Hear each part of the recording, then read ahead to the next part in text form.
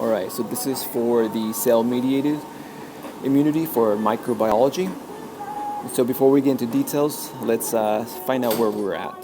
The adaptive immunity breaks up the two branches, cell-mediated immunity and the antibody-mediated immunity.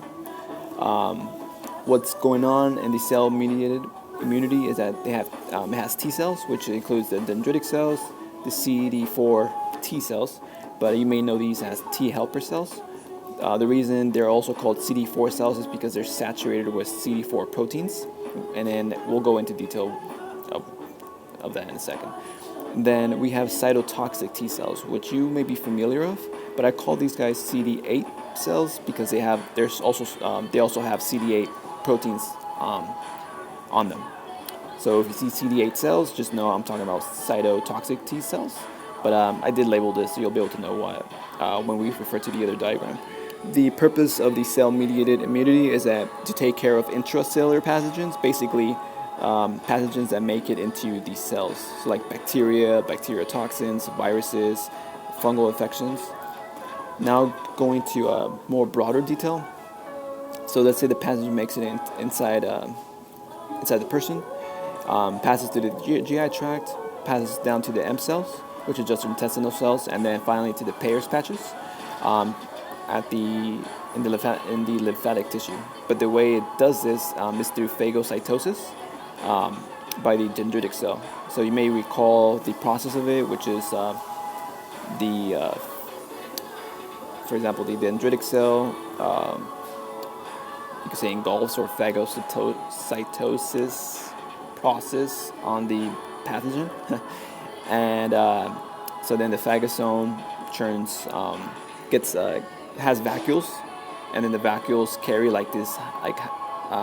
acidity basically towards the bacteria, let's say for example, and then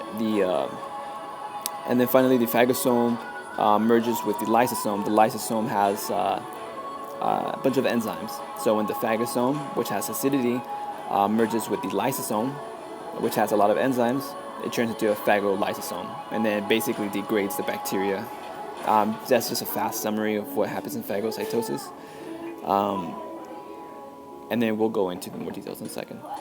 And then majority of action happens here, at least some of it, and then it goes into infected cells. But yeah, again, let's go into detail now. So we have the dendritic cells up here. So everything in this area will be about the dendritic cells. Everything in this area down here will be about the CD4 T cells or CD4 cells. You may know these as T helper cells. When I refer to the second phase, for example, of cell-mediated immunity, this area will be dendritic cells. So anything up down here will be, again, dendritic cell property, you could say. And then everything down here will be part of the CD4 T cells or helper T cells. And we'll go into more detail what happens. So just follow the colors. Everything down here in the third phase, it's about the infected cell. Everything down here refers about the CD8 cells or the cytotoxic T cells.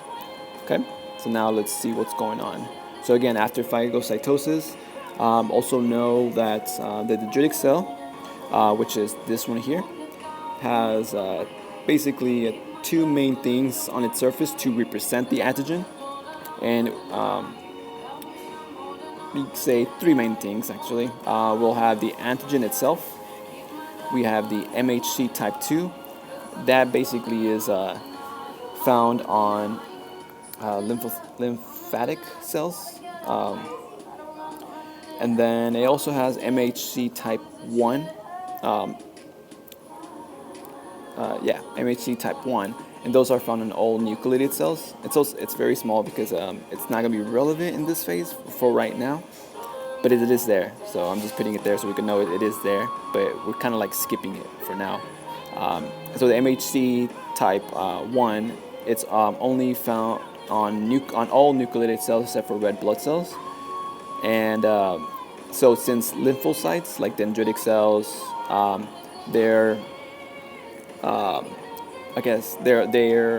also nucleated, so of course they have type 1 cells.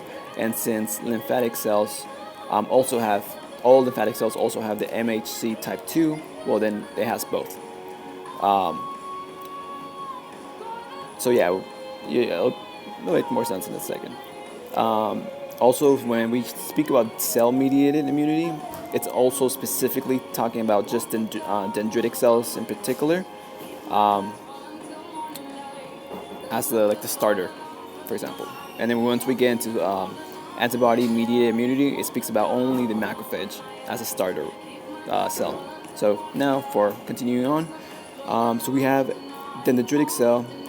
After phagocytosis, it brings the, let's say, a piece of the bacteria onto its back,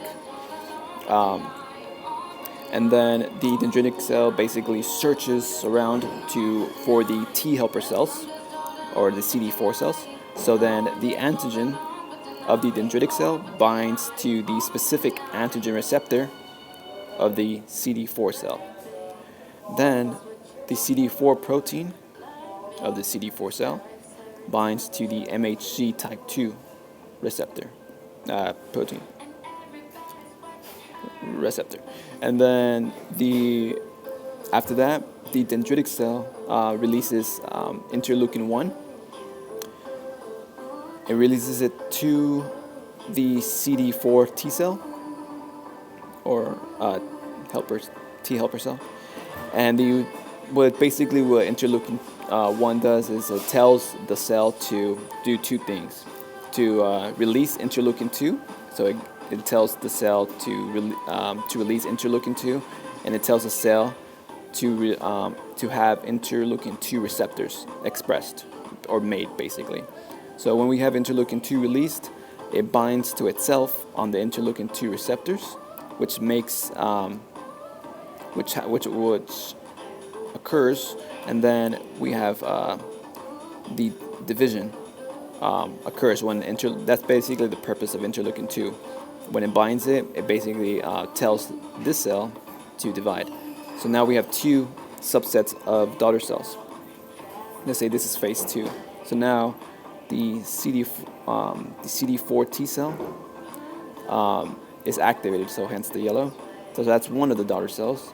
But another daughter cell will be a memory Cd4 cell, which is just usually used for surveillance. It has a really long lifetime.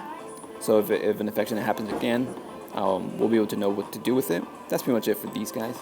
For the activated Cd4 cell, we're going to start again at the dendritic cell for this phase 2.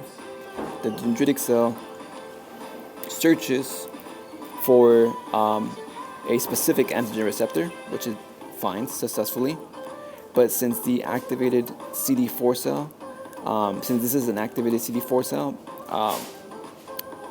two things occur, and then we'll refer to it in a second. So same process: antigen binds to antigen receptor, Cd4 protein binds to MHC type 2, and then we call the MHC type 2 receptor on the dendritic cell. Remember this guy here, the small one? Well, now it's relevant because we have a different cell over here. Once the MHC type 2 gets confirmed, the antigen binds to the specific antigen receptor on the CD8 T cell. And then once that happens, the CD8 protein on the CD8 cell binds to the MHC type 1. Because that's the CD8 cells can only bind to MHC type 1, and then all CD4 cells, they could only bind to MHC type 2s. That's a big difference there. When that occurs, so basically boom, boom, boom, and then we start over, boom, boom, boom. Once that occurs, we have the activated CD4 cell release interleukin 2, which we call interleukin 2. It tells the other cell, CD8 cell, to divide. And then the interferon gamma, it usually just helps out with immunity. It also helps kill viruses, intercellular as well. So then now this CD8 cell, or the cytotoxic T cell, gets since it has since it received the interleukin 2, it divides. It divides into an activated CD8 T cell, or activated cytotoxic T cell, if you like to call that, and then into a memory CD8 T cell, or memory cytotoxic T cell. Again, this is saved for later. This has a long lifetime, just in case this type of infection happens again. But the ones that have short lifetime is the activated CD8 T cells. So as before, remember how we had the dendritic cell basically rushed to find these guys. The dendritic cell successfully did find it. But here, the infected cell is not actively finding or moving, to find anything. It's just releasing a chemical here, you can see a chemical here, basically it's an alert telling, hey, I need help. So everything's going towards the cell. You'll see all the arrows are pointing towards the cell, towards the infected cell. So this is not this could be, I guess, a dendritic cell, but just let's say it's an M cell or any other cell. So then, it's a red blood cell, but yeah, the activated CD8 cells gets its specific antigenic receptor and binds to the antigen that the infected cell has, and then the CD8 protein then confirms that action on the MHC Type 2, MHC Type 1, because remember, all nucleated cells, not lymphatic cells, they have MHC Type 1s. Plus, that's the rule of CD8 cells. Recall over here, CD8 T cells could only bind to MHC Type 1, and Cd4 cells can only bind to MHC Type 2. So even though we had a bunch of CD4 cells, it can't bind directly to the infected cells because it doesn't have the right protein. Because the CD4 cells have the CD4 protein. CD4 proteins can only go to MHC Type 2. CD8 cells have a CD8 protein, and CD8 proteins can only go to MHC Type 1. So since we have an activated now CD8 T cell, it can now bind to its only thing that it could bind to, which is MHC Type 1. So again, the activated CD8 T cell, or the cytotoxic T cell, it binds its antigen receptor, its specific antigen receptor, to the antigen. And then the CD8 confirms that it is the right MHC Type 1. And finally, we have this release of, we have the porphyrins, and then we have in green, we have the granzymes, and then in blue, we have the license. And those guys, you could just say, at least you'll see the infected cell has like a pinkish color or fuchsia on it, and you'll see the green granzymes has green, and then the blue, just to remind us that it has that's what's going on inside the cell. So now let's go into detail what happens to the infected cell.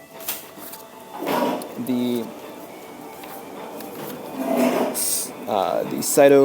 porphyrins basically perform cytolysis on the cell, on the infected cell. The granzymes performs apoptosis. So this infected cell, it makes the infected cell perform apoptosis. So it only kills the cell, does not kill the pathogen. What kills the pathogen is the granulicense. That kills the microbe that's infected the cell. So this is not like a bacteria. This whole you could say area here is an infected cell. It's an infected cell of our body. The bacteria, you could say, is like inside, taking over, or virus, for example.